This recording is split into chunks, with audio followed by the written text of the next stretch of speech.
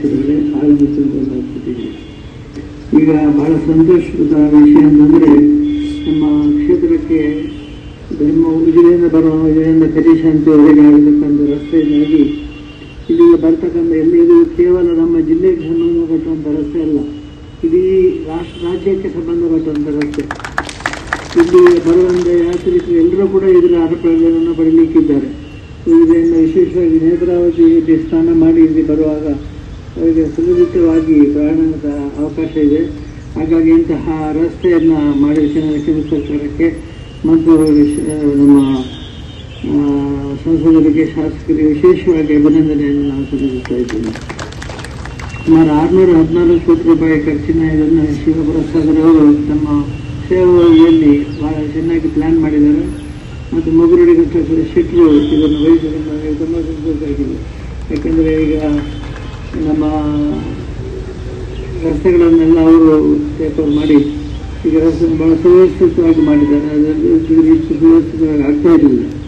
ಯಾಕಂದರೆ ನಾನು ತುಂಬ ಸಂತೋಷ ಪಡ್ತಾ ಇದ್ದೇನೆ. ಇದು ಖಂಡಿತವಾಗಿ ಯೋಜನೆ ಸ್ವಾಮಿ ಅನುಗ್ರಹ ಯಶಸ್ಸಾಗುತ್ತೆ ಮತ್ತು ಇಲ್ಲಿಂದ ಅಂಡರ್ಗ್ರೌಂಡ್ ಈ ಗೇಟ್ಗಳಲ್ಲಿ ಹೋಗುವವರೆಗೆ ಇದರಲ್ಲಿ ಎಲ್ಲ ಬ್ಲಾಕ್ ಆಗ್ತಾ ಇದೆ. ಇಲ್ಲಿ ಬ್ಲಾಕ್ ಆಗದಿದ್ದ ಹಾಗೆ ಜನರೆಲ್ಲ ಕೆಳಗಿನಿಂದ ಹೋಗ್ತಿದ್ದ ಮೇಲಿನ ವಾಹನ ಸಂಚಾರ ಸುಲಭವಾಗುವ ಹಾಗೆ ವ್ಯವಸ್ಥೆ ಮಾಡಿದಂಥ ಜನರಿಗೆ ಮತ್ತು ಪ್ಲಾನಿಂಗ್ ಮಾಡಿದ ಎಲ್ಲರನ್ನು ನಾನು ಅಭಿನಂದಿಸಿ, ಮೋದಿಯವರಿಗೆ ಮತ್ತು ಗೃಹದೇವರಿಗೆ ನನ್ನ ಅಭಿನಂದನೆಯನ್ನು ಸಲ್ಲಿಸಿ, ಇಂತಹ ಒಳ್ಳೆಯ ಯೋಜನೆಯ ಮೂಲಕ ರಾಷ್ಟ್ರೀಯ ಕಲ್ಪನೆಯನ್ನು ಮೂಡಿಸಿದ್ದಾರೆ. ಇದು ರಾಷ್ಟ್ರೀಯ ಹೆದ್ದಾರಿ.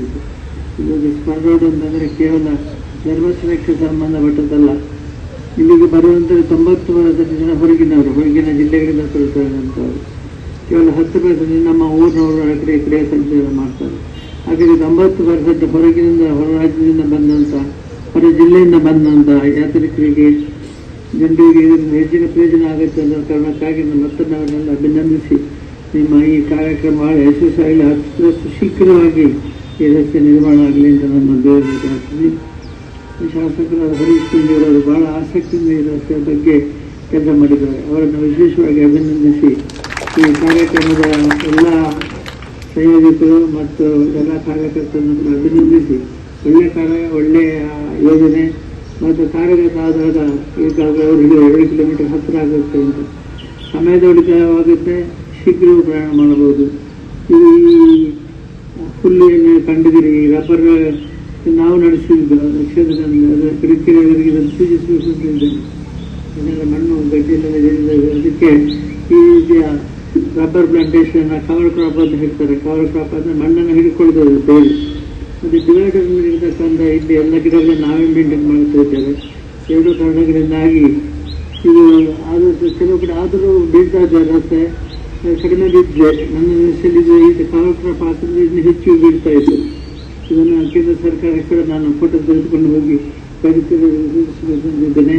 ರಸ್ತೆಯ 2 ಬದಿಗಳಲ್ಲಿ ಇಂತಹ ರಸ್ತೆಯಲ್ಲಿ ಕವರ್ ಕ್ರಾಪ್ ಹಾಕಿ ಪ್ರಯತ್ನ ಮಾಡಬಹುದು ಅಂತೇಳಿ, ಇಂತಹ ಪ್ರಯತ್ನಕ್ಕೆ ಕೇಂದ್ರ ಸರ್ಕಾರ ಒಳ್ಳೆಯ ಪ್ರತಿಕ್ರಿಯೆ ಕೊಡ್ತಾ ಇದೆ. ಅವರನ್ನು ಅಭಿನಂದಿಸಿ ಎಲ್ಲ ಕಾರ್ಯಗಳು ಯಶಸ್ವಿಯಾಗಲಿ ಅಂತ ಬೇರೆ ಬಳಸಿ, ಈ ಕಾರ್ಯಕ್ಕೆ ಸಂಬಂಧಪಟ್ಟಂತೆ ಮಾಡಿದ ಶಾಸಕರಿಗೆ, ಸಂಸದರಿಗೆ, ಶಾಸಕರಿಗೆ ಮತ್ತು ಎಲ್ಲರಿಗೂ ಕೂಡ ಇಡೀ ನಮ್ಮ ಯಾತ್ರಿಕರ ಪರವಾಗಿ ಅಭಿನಂದಿಸಿ ಪ್ರಾರ್ಥನೆಯನ್ನು ಸಲ್ಲಿಸಿದ್ದೇವೆ.